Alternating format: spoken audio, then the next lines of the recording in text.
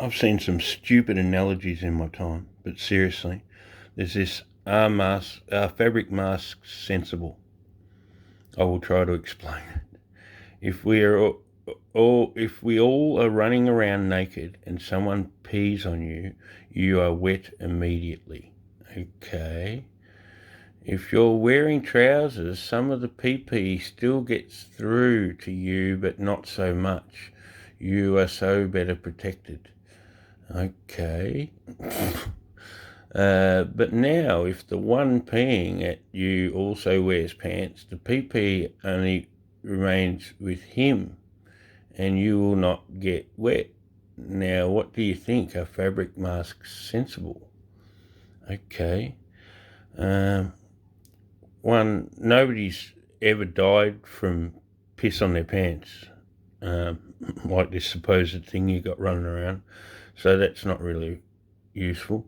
And you could probably fix your shingles with urine therapy. Sorry, I've sidetracked.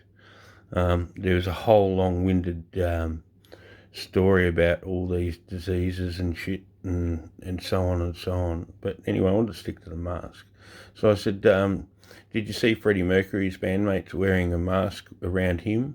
And they said, but you can't catch AIDS from respiratory droplets. And I said, no, to protect his compromised immune system from anything. Like they could have a flu, have anything. So you'd think they'd want to.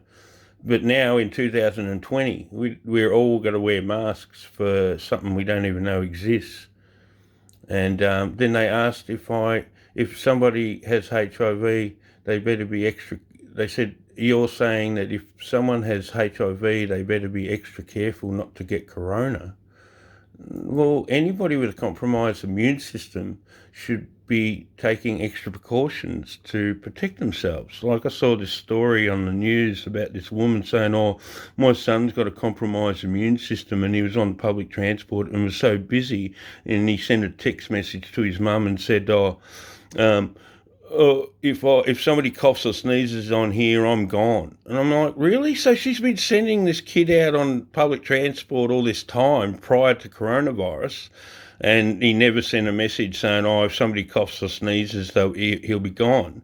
Because anybody who's got a compromised immune system, it doesn't really matter whether it's a coronavirus or whether it's anything. If it's going to affect their immune system that's already compromised, they're going to fall susceptible to complications, possibly.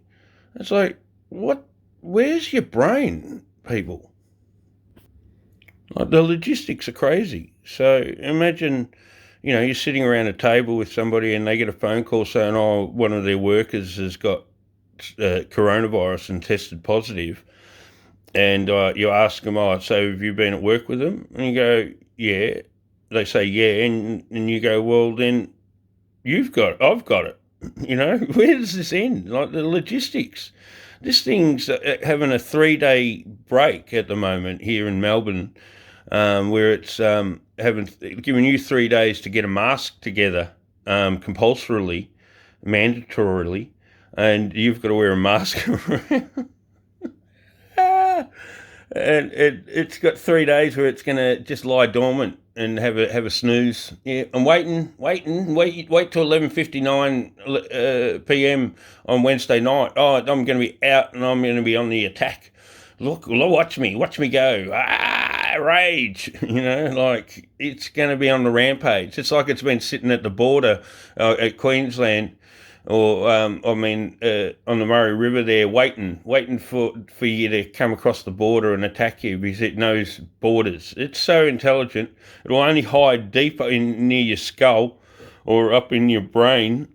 It won't hang around on your tongue to get tested properly. There's so many holes in this shit. You've all probably seen the stories about the news presenting, footage from Italy that also from New York, and it's also magically turned up in Melbourne on Channel 7 News as playing the role of a Melbourne hospital under duress.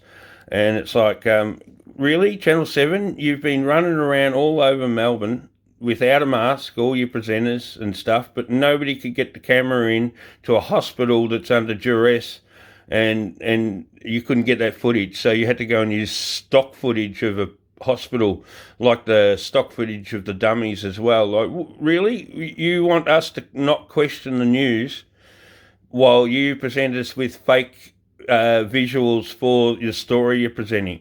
You haven't got the resources to send a camera into a local Melbourne hospital that's getting under the pump. Really? You're really lazy. It's lazy journalism if I've ever seen. You're just getting the script from whoever's presenting you with the script.